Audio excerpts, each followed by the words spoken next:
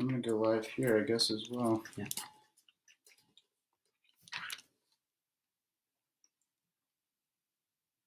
There we go. Well, I think we're live finally. Sorry to keep you waiting. We had a few technical difficulties. We've had lots of difficulties in the last few days. All of us have. In fact, today I was just thinking about the impact this has had that's become so real to even friends of ours. We were on the phone today with a friend that we've known for quite a while, and he shared the story that just last week he's in another country, but he had to be taken to the emergency room, and he actually contracted the virus, and it was a very, very painful and difficult time for him, but by God's grace, he's doing fine. We have another friend who's in the hospital today being examined. So we need to be praying for people. But tonight I wanted to meet with you and just give you a financial update. I really want to accomplish three things. First of all, I want to talk about where we are in the U.S. economy. And I'll give you a little bit of my perspective. In fact, this is the perspective that I shared with our staff earlier this week. And also, we huddled together online with all my family members. And I shared with them what I'm thinking and what we need to be doing to get ready. Secondly, I'll give you some specific advice for how to be prepared for what's probably coming for all of us. And then finally, I'm going to try to answer some of your questions. Quite a few of them were submitted in advance, so I'll be reading those. But if you're joining tonight and you want to submit questions, I'll try to get to them. Don't forget two things. We have a special website for you. It's called crown.org/coronavirus. crown.org/coronavirus. You can go there anytime. We have a crisis budget. We have lots of tools and resources to help you and your family. Also, don't forget that you can call us if you just need to talk to somebody or need one-on-one help. That's 800-722-1976. And we'll be back again tomorrow at 11 a.m. Eastern Time. So let me just start by trying to help you understand, see if I can get that in the camera correctly. Maybe somebody can give me a thumbs up that you can see it pretty well. Hope so. Let's see, there we go. So this is an economic chart of the various scenarios. And I have tried very hard to avoid giving my own opinion about where we are in the economy. And I spent a lot of time talking to people and getting their insights, particularly people who manage a lot of resources.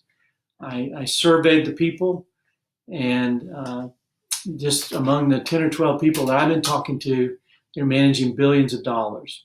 So they're not just giving me an opinion off the cuff. These are people who are doing their research, and a lot is at stake with the decisions that they make. And so really there are four scenarios that I think we need to look at. The first one would be the V-shaped recovery, the U-shaped recovery, then the L, and then ultimately we need to be considering, is there a possibility for a global collapse? Now, the reason I wanted you to see this chart is a week ago, there was a lot of front-end loading on the V-shaped recovery. That means that people were optimistic that we were going to have an economic drop, there would be a correction, and then it would quickly come back up. And most people were thinking 45 days. A week ago, I would say 25% of the people I were talking to said that was their probability. They gave that 25% probability. That has changed. Today, they see that as only a 10% probability. They have moved most of their expectations further down this graph. So fortunately, there's some good news here. They moved out of the V-shaped and into the U-shaped recovery. Now, U-shaped means we're going down. We're going to then start to slowly make the turn and come back the other side. About 70% probability of that. That doesn't mean it's guaranteed, but this does indicate sort of where most of the people that I know that are managing resources think that we are right now. I think this is good news because it gets worse as we go along the chart. Now, in relationship to time, in this U-shaped recovery, most of them are saying 12 to 18 months, but they don't know. Typically, a recession lasts for about that long throughout most of the history for tracking recessions, about 12 to 18 months. This one could be different. But we do know we're headed down. All the indicators are making that very clear. Unemployment rate is rising. Unemployment rate has been announced at 3 million people already. And that's a massive shift from where we were. Last month we had job creation. We were adding jobs. Now we're losing jobs. And it's happening rapidly. So this is hitting people right at home. I mean, it's hitting home and close to home. Now, if you move along the spectrum, even though there's not so much optimism about the V-shaped recovery, there's been a greater probability of the risk of a depression. And I use the term or the visual of an L. An L means we're going to drop and stay there for a season, for a while. Depressions don't last forever either. The Great Depression in the United States estimated between 3 and 4 years. That's why the L is staying for a longer period of time than a typical recession. The people that I'm talking to are giving that about a 10 or 15% probability. Now, if you can't see this graphic, we're going to try to post it in the comment section so that you can actually download it yourself and have it. It also has the web address where we've got free resources for you. So L-shaped, 10 to 15% probability. But this has entered the equation as well. Now we're looking at, what about a global collapse? Is that a possibility? I've talked to people with various opinions about that, but the probability, the ones I'm speaking to say between 2 and 5%. So everything is kind of moving that direction. And we do hope, and it looks apparent from people's opinion right now, that this is the case that we're most probably looking at. Let me just give you a couple of things to be thinking about in regard to that chart. First off, much of it is predicated on how the government responds. Now, we had hoped tonight that we would have all the information from what the government was going to do in their assistance package, their bailout package. We were going to try to give you up-to-the-minute information for what they were going to do for businesses, what they were going to do for specific sectors, and how they were going to handle individuals who've been deeply impacted by this. But they just finalized the bill this afternoon, so we don't have that information. But so much of it is predicated on what is going to happen there. Let me just share this with you because I think it's important. Most people think we only have 2 challenges right now, but we actually have 3. The first challenge is the health challenge. We have a very deadly, dangerous virus that's spreading invisibly. We don't know who's carrying it, and we don't have a lot of data on what the real rates are, the rate of infection, the rate of mortality. All those things are unknown. So we're having to be cautious about everything. That's why we're sequestered in our homes. That's why 3 billion people are being sheltered right now. Unprecedented. The second challenge we have is the economic impact of the decisions that have been made to try to protect ourselves from this virus. We've never had industries globally shut down. The tourism industry is essentially shut down. The airline industry is almost shut down. Restaurants across the world, sporting events, concerts, conferences. So those are going to have major economic implications. And truly the people that are trying to figure out how deep and how lasting those are going to be, they don't know. And so we have to admit that. We have to just be very honest about that. But here's the third challenge that we're dealing with. We're going to be dealing with a federal debt challenge. In fact, we're going to be dealing with a sovereign debt challenge, meaning the governmental debt all over the world, because most nations are going to take the same action that we're doing here, if they're able. Many are not able to do it, but the developed world are going to be using a similar methodology. I heard today that in the United Kingdom, they have decided that if you're furloughed or laid off, the government will pay 80% of the salary for those individuals in certain sectors. So they're going to accrue a lot more debt. Now, if the bailout package is what I think it is, about $6 trillion, that's roughly half of the gross domestic product of the United States. That's roughly half of our income that is going to be distributed right now. It's unprecedented. And what that's going to do is not only it's going to help stem the panic It's going to create liquidity for the bank so that you don't have to be fearful about what's going to happen to your assets in a bank. But it's going to create a significant tax burden in the future. Somebody's going to have to pay that money back. If the money isn't paid back, then we have another problem. So we have those three problems going on at the same time.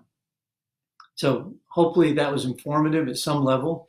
I know most of you realize that we're dealing with great complexity right now. And we're doing the best to try to understand it for you. To bring it home, I want to give you some of my personal advice and what I'm telling my staff and what I'm telling my children. The next 3 months are so uncertain, so very uncertain as to what industries are going to begin to recover. How will they stabilize? How quickly? How quickly will they be able to get back their customer base? How quickly will they be able to deliver supplies or get even parts and things ordered that they need to manufacture whatever they create? Those are so unknown that this is a time that I believe that those who are prudent and those who are wise need to pull back on their spending significantly. I would say at least 25%. If you have a major project right now, hold back. If just imagine you were flying an airplane and you've got the stick right there and you've got to pull back on it to keep from going down, to keep from putting yourself in danger. It's time to pull back on that stick. Pull back your expenses. Hold off. Now that puts businesses in a quandary because they need us to be spending. In fact, the whole stimulus package is to try to get everybody to go back to what they used to be doing. And there will be a time for that at some level. But the most important thing right now is to preserve cash, create financial margin in your budget, and have what I would say is liquidity. Now, margin is your savings rate is how far back off the cliff you can back up right now. And if you don't have a lot of savings, the first thing that you need to be thinking about is how to stop spending some of the things that used to be normal. Maybe there's subscriptions that are recurring every month. Maybe you're not going to need cable TV for the next 3 to 6 months, or maybe even 12. I'm not trying to hurt any industries. I'm just trying to help you understand the significance of this. Pull back on your spending at least 25%. If it looks like it's going to continue to be unstable, you're going to need to pull back on your spending more than that. If you're in the United States, and I realize some of you listening tonight are not in the United States, and this may not be available to you, but if you get a personal assistance package from the government, I think there's 2 things you need to be thinking about doing with that. First of all, this is a time that we need to be sacrificially giving. We have neighbors, we have friends, we have family members. We have people all around us that are going to have great need. And if God is supplying your need, this is when those principles of his economy start to make perfect sense to us. Use what you have. If you have a surplus, help somebody else that's hurting. You may need to be giving to them. You may need to be making them an interest-free loan, but do something to help those that you know are in really bad shape. Secondly, if you've done that, then save it. Set it aside. If you can, save 100% of it so that you have margin, especially if you're compromised going into this. Now, some of you aren't compromised. Some of you were ready. Some of you felt the insecurity of what happened in 2008, and you have been saving. Although the United States has one of the lowest savings rates in the world, even after that crisis, it's time that we began doing much better than that. So that's just sort of the opener of what you need to be doing. I know there's questions coming in about your investment accounts, your retirement accounts, all of those kind of things, and I think we're going to get to them. Someone's going to hand me some of the questions that have come in, and I'll start answering those questions right now. Let's just see. Are they right here? Okay, so I'm going to start taking your questions. I'm going to try to go through them as rapidly as possible. And then if you've got one, our team will be able to read it to me that you're posting on Facebook Live right now. Or even after this video has been released, if you've got questions, we're going to try to help you. So here's the first one. With this economy the way it is at present, is it wise to proceed with selling a house or buying one also? Well, I'm going to give you a real honest answer. We don't know yet. Um, there could be a benefit to buying or selling right now, and there could be a real negative. It is likely that the value of real estate is going to fall somewhat with the fall of the overall economy, that there's going to be adjustment in prices. So if you can get a good price for your house and buy one at a lower price and get a part of that value, that may be a good thing. There also will be lower cost of borrowing. Mortgage rates are going to decrease in the United States. So that means that you could get refinanced where you are, possibly less expensive than moving. Now, moving itself involves lots of expense. It involves the cost of the truck and getting from one house to the other, the closing cost, the new borrowing cost, all of those things. So it's not an easy question for me to answer. I would need to know a little bit more about your financial picture. And what is your motivation? Is it a good time to think about downsizing for many people? Yes, it is a good time. If you're stretched to the limit on your housing, living expenses, then maybe it's time to sell the house and rent for a season so that you can create financial margin and reduce your stress. Okay, I hope that helps. There's a little bit more to answering that question than the information I have. Number 2, should I have more cash on hand, and how to balance that with knowing many places aren't taking cash? That's very good. That's one of the dilemmas that we have right now. Very good question. The answer is yes, you need more cash on hand. And let me tell you why. Cash allows you freedom to transact with complete privacy and complete autonomy. You can do with it whatever you need to do with it, or move it wherever it needs to go. I recommend that you have 1 month of your living expenses at home in cash. I would put it in a little safe or someplace that's not going to get wet, maybe a fireproof box, something that keeps it available. Not that I'm afraid of a run on the banks. I don't think in this country the bankers are going to let that happen.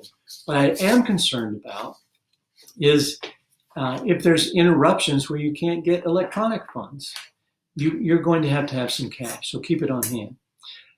It is considered a possible contaminant, that it contains the virus itself. And so some businesses aren't going to transact in cash for a season. Carry your hand sanitizer with you. When you touch cash, before you touch it and then after you touch it, clean your hands. I hope that helps you to understand the importance of having some. You don't need all of it. It's no time to go necessarily empty your bank account. I'm not currently invested at all in stocks or bonds. I want to enter the market and begin investing. What advice would you have for me to begin? Well, first of all, congratulations on being in that position to be able to actually invest for a time like this. That is very good for the economy. And we need people who are willing to go against the current. I'm going to give you just a short investment lesson. It's very simplistic. But the very best time to buy a stock, a publicly traded stock, or to make an investment is when everybody else is pessimistic. And they're pessimistic when the stock prices are falling, when all of the graphs are going negative. That's the best time to buy. Then you're pretty sure you're buying low. Best time to sell is when everybody is optimistic and you can sell high. There are some great opportunities out there, but just a few quick investment principles. Do not rush into anything because somebody told you that it's a good deal. If somebody texts you, buy this stock, and you know nothing about it, that's a bad idea. The first principle is you need to understand what you're buying. What does the company do? Do they have good cash reserves? Can they weather the storm? Are they over leveraged? Do they have too much debt? Have they had to get rid of their workforce? Is their industry going to make a comeback? Be sure you know something about the industry and the business, and that you understand and have done enough research yourself to feel good about taking that risk. Do I think it's a good time to buy right now? I actually do. But I'm going to go back to my chart. I actually do because 70% of the people that I'm consulting with also think that.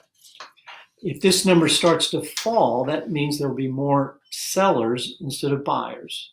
And I think it'll be a difficult time to advise you to do that. But I think the markets are going to go through a recovery, and this is when many people see the opportunity to buy those stocks. What bad economic news like unemployment figures and shrinking GDP inevitably come out that will negatively impact markets? Or is that already priced in? How much bad news is already priced in? Well, I wish I could tell you 100% that I understood, completely answer that question. I don't. Here's what I do know, that I think that our total drop right now has been somewhere in the neighborhood of 30 or 35% of the public market. In 2008 and 2009, the drop from top to bottom was about 57%. So it's possible there's ways to go. It's possible that it's not through correct falling. The only thing that's going to stop that right now is the people's confidence in the bailout plan. And you have to decide for yourself how they're going to react to that. My expectation is early next week, we'll know. And if you plan to try to buy now, then you need to be ready to go early and go ahead and get back in. But I've never thought that market timing was a good idea. Well, actually, let me correct that. There was a time in my life that I thought it was a good idea, and I got burned. It's so hard to know when to go in and when to go out. Your very best investment strategy is to have a long-term horizon. Think about what you would buy if you didn't have to look at it for 10 years. How would you feel about it? And if you feel good about that, then you're a real investor. If you're looking to go in and out overnight, next week, next month, or even in a year or two, you're more of a trader. And a trader is somebody that is constantly rolling over their money. And you're asking me a question about investing. And investing means that you've got the long-term horizon. Most of the people that I talk to are staying put in the market right now. They have not gotten out, and they're not asking me when to get back in. They're staying in. And some of them are increasing their positions right now. Okay. I'm worried about the decreasing value of my retirement account. Should I leave it alone regardless of the market, or should I try to cash out while I still have time? Well, here's a factor that weighs heavily on that decision. How much time do you have? I don't know. I don't know your age, and I don't know your financial needs. But it is a factor of time. If you're a senior and you're about to start your retirement years and your income's going to taper off, and you're worried about what your losses may be, that decision would probably be wise to either diversify where your losses are minimized, where you get maybe out of stocks and more into securities that are less risky and less volatile, so that you have a little more stability, less return, but more stability. If you're younger, if your risk tolerance and your risk capacity is higher and your time horizon is longer, then you're in a different place. I wouldn't cash out. One of our employees asked me, should I get out right now? I'm concerned. They also asked me, if I'm not recommending people getting out, should they increase the amount that they're contributing to their retirement fund? Well, I'm going to give you a personal answer. And, I'm getting up there in years, but we decided not to get out. I don't know if that's the best decision, but that's what I'm doing personally. I'm also going to try to increase my position in some of the investments that I think in the next year or two will improve dramatically. There's some very good companies that are on sale right now. And if you're able to do that, then take advantage of it. But look, do not do it if you don't have a proper emergency savings. Right now, the thing you need most is a good, strong emergency savings backup plan. That needs to come first. I would hope that you could be in a position to put 1 month of your income or your monthly expenses at home set aside, and that you have at least 3 to 6 months that is available to you in your emergency savings account. I would not begin investing in the market if I didn't have that accomplished first. Those are sort of the basics. And if you haven't achieved that, then be sure that you have that. Okay, let's keep going here. I am now adjusting to working from home. What advice do you have for an employee trying to prove his or her value in a virtual workplace? Well, that's a great question because a lot of people have had to make that adjustment just recently. My goodness, we've been doing that for a long, long time. We have about 50% virtual workforce at Crown, and we talk to our offices around the world, our friends and partners regularly. So we use these tools all the time, and we're sort of used to it. But some people don't even know what Zoom is until last week. Some people have never heard of it or never heard of Slack or some of these other tools. And it's been funny trying to get some people to figure out how to find the camera on their computer. Let me give you a direct answer to your question. Every employee should have the attitude that they want to create more value for their organization than what the organization is paying them. And that comes in a number of ways. It comes, I think, primarily by being a burden bearer in the organization, someone who bears weight. They say that the most valuable employees are the ones who remove stress from the people around them. The least valuable employees are the ones who are creating stress. So, number one, don't be a stress creator right now. Have a good attitude. Be flexible. Be faster than maybe you've had to work before. And try to be available. There's huge demands to work around the clock right now. I understand that. We've been in that kind of mode lately ourselves. You're going to have to rest. You're going to have to balance it with your family needs, your personal needs, and you're going to have to get out from behind the screen for a while. You have to rest. You're going to have to let your mind rest so that you can bring your best effort to work with you. That's going to be very important. I think also some of the mothers that we have talked to are stressed because they don't have childcare right now. And they're trying to juggle working at home, no childcare, no schools are open, and they feel in a bind. You know, the first thing I would do is just express that to your employer and let them know your circumstances. Those are different than my circumstances. So tell them so that they understand. This is a time to learn, but it's also a time to be transparent. If you don't know how to use some of these tools or how to work in a remote location, then just admit it and ask for help. Even right tonight, before this started happening, I had to get some help to download some tools that I'm not familiar with. So don't feel ashamed just because you're trying to catch up. I hope that encourages you and that you'll adapt. It may be our new reality for quite some time. Let's see what else you've asked me. I want to remain generous during these hard times. Where should I be trying to direct my giving? Well, I think we have to go back to the scripture for the answer to that question. It starts with our first priority is to honor the Lord with whatever we have. And honoring him, I believe, means making him first. What is it that you can do to honor the Lord? Well, support the church. I've heard a variety of stories right now.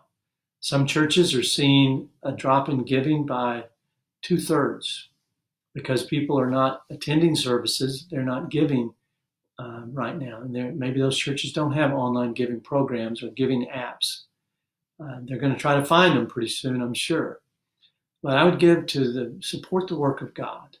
I'm concerned that the church will be compromised and not able to help all the people who are going to need help. I would like to see the church strong. I would like to see the church rise up and actually be the people who are doing the most good during this crisis. It hurts me, it grieves me to think that we have started to look to government as a solution provider. In reality, it's not the government that is our provider. God is. And so let's be the church during this time. Let's give sacrificially. You know, in Corinthians, the Macedonians pleaded for the privilege to give out of their poverty because they wanted to be a part of helping others and spreading the gospel. There was an article today in the Wall Street Journal that a great awakening is taking place right now because of the fear and panic. People are looking beyond themselves. So let's support the gospel. The second level of that is to support other people, to support people that you know are hurting and in need. Be aware and sensitive, and ask the question, how are you doing? How is your business? How is your company?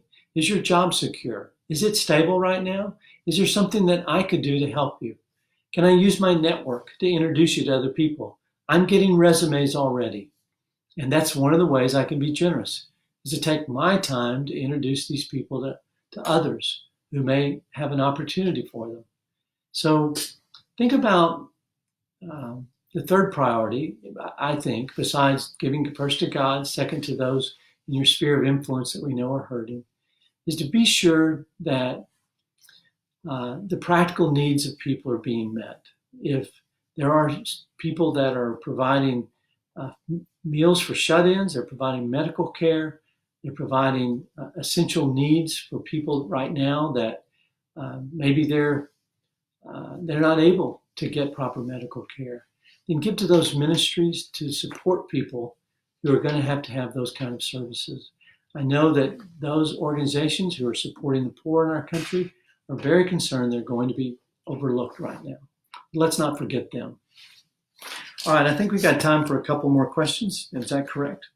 We're going to keep going. You got one coming in there. Okay, I'm going to take this one. Any perspectives on Latin America? Any perspectives on Latin America? Yes, we have an outreach in Latin America, in many wonderful countries there, many great leaders, and some of you are probably watching tonight. As you know, I wrote a book called The SALT Plan, How to Prepare for a Crisis of Biblical Proportions. I wrote that in 2012, and I would highly recommend, because it is in Spanish, that you begin circulating it. I think our leader, Dr. Frank Gonzalez, is trying to make it available in a downloadable format so that you can circulate it and help people understand the significance of the problem that we have right now. I know that for many of you, your economies are fragile and they're dependent upon this economy. I think you should be praying that we are able to get through this right now, that we're able to get through it together, because I know you need the strength of this economy to help yours. Many people that live and work here send money back home, and that's a big part of what your need is right now. So pray. Pray that God will, in fact, restore the economy, but also teach your people how to rely on the Lord if the pain continues and people begin to lose a great deal. One of the things the Bible teaches us that's so different than man's economy is the Bible teaches us how to suffer through loss. And when we lose something, we find out if we loved it or not. And I want us to be people that can go through loss of our assets or our jobs or our career or our economy and be content and be grateful and to be outwardly focused to serve other people. And that's difficult. But the Bible is full of those stories of the people who did that. I received a WhatsApp message from our leader in Brazil, Paulo and Regina. And they said there are only a week or two more that the people can hold out if this continues. And there's a lot of deep concern for them. Now, I've said it before, but this is when the body of Christ becomes so essential. We have to come to the aid and rescue of our very own, to help those within the Christian community to get through this. And I am thinking about you. I am praying for you. I'm praying for you, those in Europe. I'm praying for those who we know are very concerned in Africa and throughout Asia, throughout Australia. We are serving all over the world now. And we're getting reports that all areas are going through this very similar thing, and that they have the need to help one another through this time. Let me just take a last question. We're going to do this again tomorrow at 11 a.m. Eastern Time. If you want to join me or send some more questions in. Do you think there's a time limit to being socially isolated? Won't we as a country say at some point, that's long enough, we've got to get back to normal, even if a health threat remains? Well, that's the greatest pressure that every governmental leader is under right now. They don't have a good choice. Suppose that they say, okay, to save the economy, everybody go back to work, or at least some sectors go back to work. And they're wrong. And more people continue to die. That's going to create a whole new set of problems, possibly social unrest. And they want to avoid that. So if they keep extending the length of time that we're home, then the economic damage is going to be greater. Now, we don't know what they're going to do or how they're going to decide.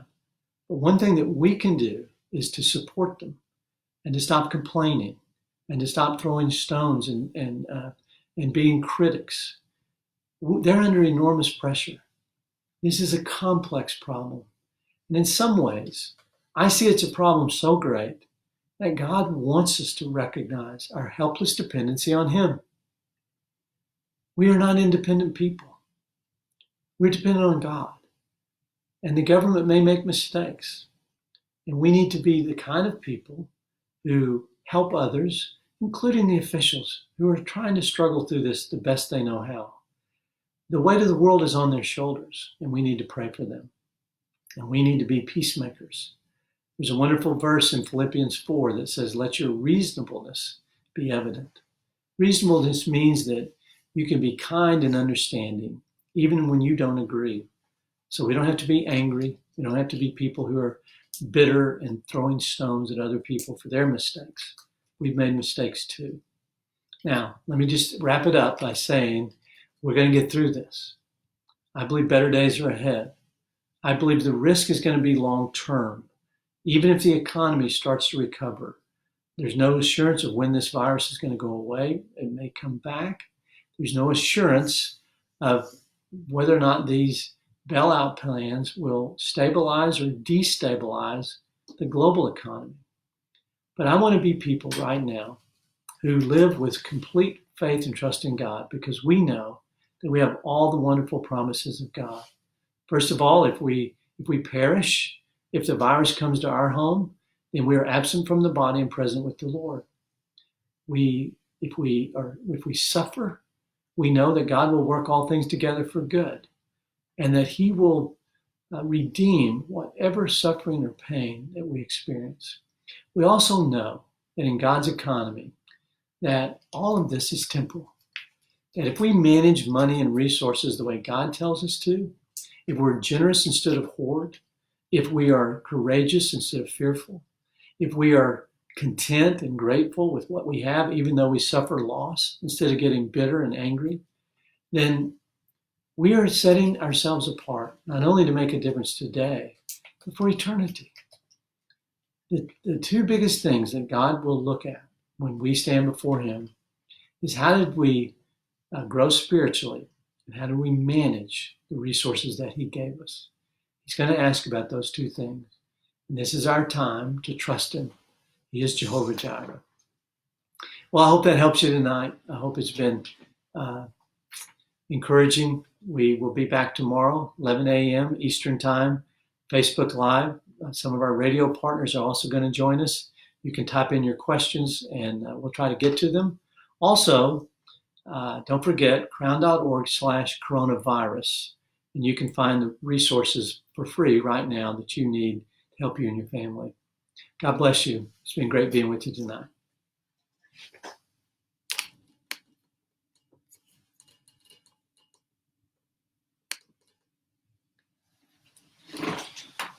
Do you want this shared to Instagram? Share